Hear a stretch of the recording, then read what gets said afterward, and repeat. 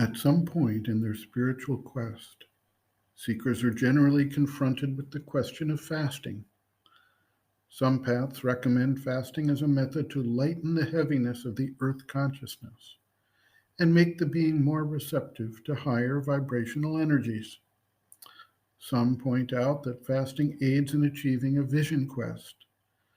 Some practice fasting to habituate the body to become less reliant on the material energy and switch its source of energy to higher vital and eventually spiritual realms.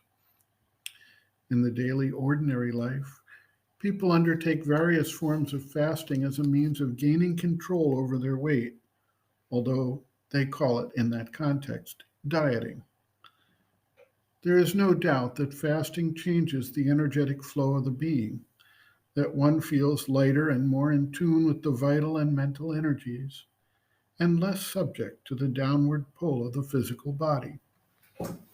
There is also no doubt that in certain contexts, the achievement of a vision is aided by the practice of fasting.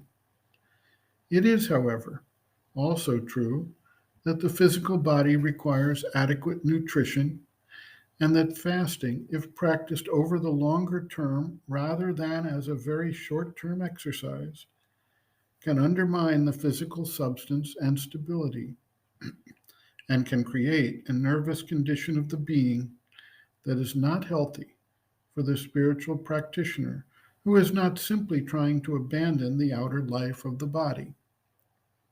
Sri Aurobindo notes, quote, "It is a fact that by fasting, if the mind and the nerves are solid or the will force dynamic, one can get for a time into a state of inner energy and receptivity which is alluring to the mind, and the usual reactions of hunger, weakness, intestinal disturbance, etc., can be wholly avoided.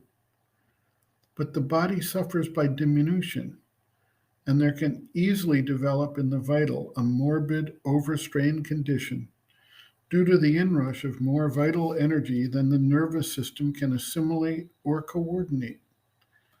Nervous people should avoid the temptation to fast.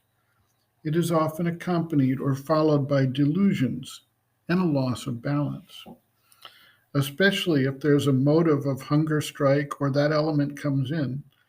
Fasting becomes perilous, for it is then an indulgence of a vital movement which may easily become a habit, injurious and pernicious to the sadhana.